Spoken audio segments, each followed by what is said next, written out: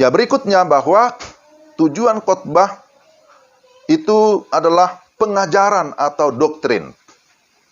Kita belajar tentang teologi sistematika, bicara tentang doktrin. Baik itu tentang Allah, tentang manusia, tentang kristologi, soteriologi, sampai kepada eskatologi. Jadi, manusia perlu mengenal Allah, ya. Mengenal Allah yang benar, ya pasti ya. Tetapi juga setelah seseorang memiliki iman yang sejati, dia juga perlu mendapatkan pengajaran. Pengajaran-pengajaran yang akan menolong dia, yang akan melengkapi dia bagaimana mengikut Tuhan. Ya, bagaimana memahami kehendaknya dengan benar. Kan gitu ya. Nah, inilah yang harus kita sampaikan. Bahwa di dalam khotbah kita juga bisa berkhotbah secara teologis, secara tematis. Maka ada disebut khotbah topikal, nanti ada khotbah tematis, ada khotbah doktrinal. Ya, sekali lagi bahwa tujuannya adalah mengajar jemaat atau mengajar orang lain untuk memahami dengan lebih jelas, dengan lebih detail apa yang diajarkan oleh Alkitab tentang Allah, tentang manusia dan segala dosa-dosanya, tentang keselamatan, sampai kepada tentang Roh Kudus, gereja, juga tentang eskatologi, tentang akhir zaman. Nah, ini juga bisa dipersiapkan. Ini bisa juga disusun khotbah, baik itu bulanan, ya mingguan, dan seterusnya. Ya, lalu berikutnya, bahwa khotbah itu bertujuan untuk pendewasaan karakter dan etika yang benar. Jadi, kita terus menyampaikan khotbah supaya anggota jemaat atau orang mendengarkan khotbah itu memiliki pertumbuhan ya rohani menuju kepada kedewasaan. Kedewasaan dalam karakter ya ataupun sikap, tetapi juga di dalam etika yang benar. Tadi kita sudah singgung, etika ini adalah bagaimana kita dapat menjaga diri kita di dalam relasi di mana kita berada. Baik itu di tengah keluarga, di tengah gereja, baik itu di tengah pelayanan, di tengah-tengah masyarakat, di tengah-tengah pekerjaan. Maka bicara tentang etika, itu juga cakupannya banyak ya.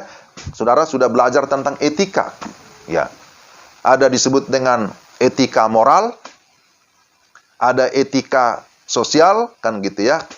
Ada juga etika pelayanan, ada namanya etika komunikasi. Jadi ada juga namanya etika politik. Jadi macam-macam etika. Jadi seharusnya pengkhotbah juga harus belajar tentang etika, harus memahami tentang etika. Tetapi selain itu, dia sendiri juga harus bisa menjaga etikanya sendiri. Bagaimana dia di dalam berkomunikasi terhadap sesama. Ya. Jadi macam-macam etika ya. Nah, ini adalah tujuan khotbah yang ketiga. Nah, berikutnya, penghiburan dan penguatan. Bahwa khotbah bertujuan untuk memberikan penghiburan. Penghiburan bagi orang yang sedang bersedih. Penghiburan bagi orang yang sedang berduka. Penghiburan bagi mereka yang sedang mengalami ketakutan. Bagi mereka yang sedang mengalami kegelisahan. Penguatan bagi mereka yang lemah. Penguatan bagi mereka yang sedang mengalami penderitaan, yang sedang mengalami sakit penyakit.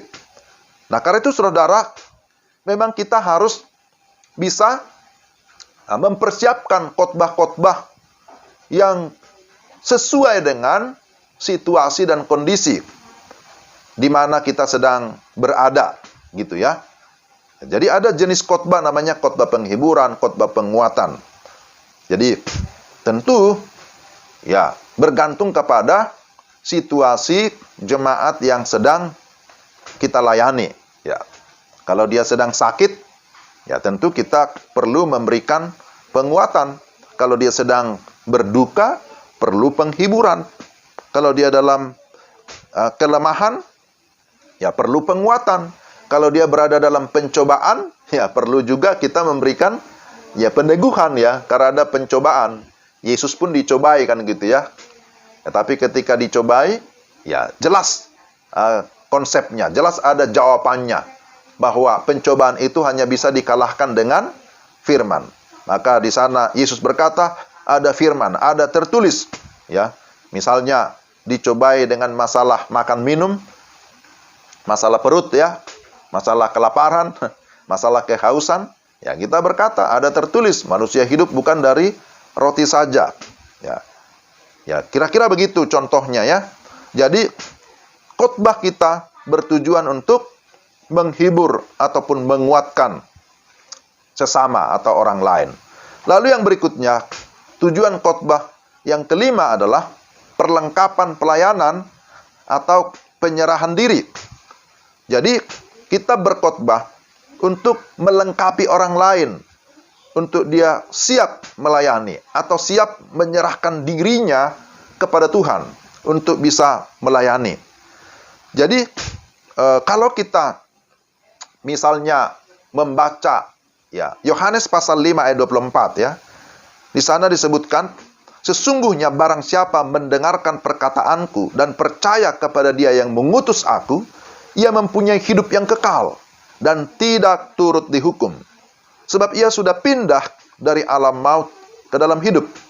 Jadi kita lihat bahwa ini sebagai contoh ya, sebagaimana Yesus menginginkan agar para pengikutnya memberitakan Injil, maka melalui khotbah hendaknya ya pribadi dan karya Kristus yang merupakan inti berita Alkitab itu juga bisa diterangkan dengan jelas.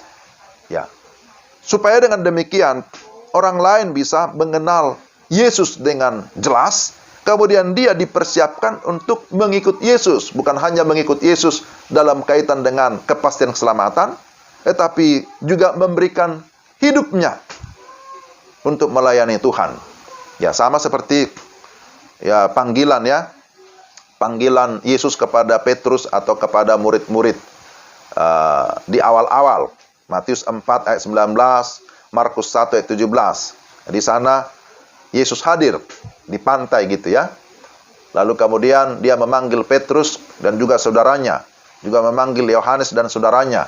Mari, ikutlah aku, dan kamu akan kujadikan penjala manusia. Ya, perhatikan ya. Mari, ikutlah aku dan kamu akan kujadikan penjala manusia. Di sana ada dua panggilan. Pertama, panggilan untuk diselamatkan, panggilan untuk mengalami kehidupan yang kekal, karena ketika mengikut Yesus pasti ada jaminan kehidupan kekal. Tapi yang kedua, panggilan menjadi penjala manusia. Ini panggilan menjadi alat keselamatan. Jadi setiap kita memiliki panggilan rangkap ya, panggilan untuk diselamatkan, tapi yang kedua panggilan untuk menjadi alat keselamatan atau panggilan untuk melayani. Tapi perhatikan saudara, ketika Yesus sudah memanggil murid-muridnya, apa yang dilakukan Yesus? Yesus mengajar murid-muridnya. Ya kan? Yesus mengkhotbahi murid-muridnya. Berapa lama? Lama, 3 tahun lebih. Yesus melengkapi mereka dengan berbagai pengajaran. Ya, Yesus mengajar mereka. Yesus mengkhotbahi mereka. Dengan kata lain, Yesus memperlengkapi mereka supaya mereka siap melayani. Demikian juga kita, para pengkhotbah, para pengajar sekarang. Kita menyampaikan firman, kita menyampaikan khotbah. Salah satu tujuannya adalah untuk memperlengkapi orang lain. Sehingga orang itu pada suatu saat dia mau menyerahkan hidupnya, menyerahkan dirinya untuk melayani Tuhan, untuk menjadi penjala manusia. Nah, ini adalah yang kelima. Berikutnya bahwa yang keenam, menumbuhkan kasih dan kecintaan akan firman Tuhan. Kita berkhotbah supaya orang yang mendengarkan khotbah kita bertumbuh di dalam kasih dan kecintaan akan firman Tuhan. Karena sesungguhnya ini merupakan inti ya yang disampaikan oleh Yesus. Inti daripada seluruh hukum Taurat, Yesus berkata, dan kitab para nabi, intinya apa? Matius 22 ayat 37 sampai 39. Murid-murid diajar supaya mereka apa? Bertumbuh dalam kasih, mengasihi Tuhan Allahmu dengan segenap hati dan seterusnya itu, tapi juga mengasihi sesama manusia seperti dirimu sendiri. Jadi menumbuhkan kasih. Ketika kita menyampaikan firman, ya kita menyampaikan itu dengan kasih. Tapi ketika orang mendengarkan firman Tuhan, mereka mengalami kasih dan mereka bertumbuh dalam kasih, sehingga mereka bisa aplikasikan itu di dalam kehidupan sehari-hari. Dan ini pentingnya. Jadi kalau bicara tentang kasih, tentu itu bukan hanya sekedar kata-kata. Ada lagunya itu kan, kasih bukan hanya sekedar kata-kata. Tetapi kasih itu disertai dengan perbuatan nyata. Jadi kasih itu bukan teori, tapi kasih itu merupakan praktek kehidupan orang percaya. Kalau bicara tentang kasih, itu bicara tentang adanya pengorbanan. Bicara tentang kasih, bicara tentang pemberian. Orang yang memiliki kasih, maka dia pasti akan rela memberi, rela berkorban. Tetapi sebaliknya, kalau orang tidak punya kasih, maka dia akan merasa sulit untuk bisa berkorban, sulit untuk memberi.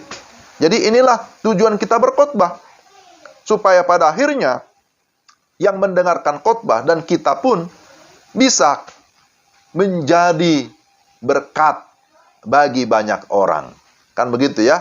Prinsipnya kita sudah diberkati, maka saatnya kita harus menjadi berkat bagi sesama, bagi orang lain. Saya kira ini hal penting ya yang harus kita perhatikan, yang merupakan tujuan daripada khotbah.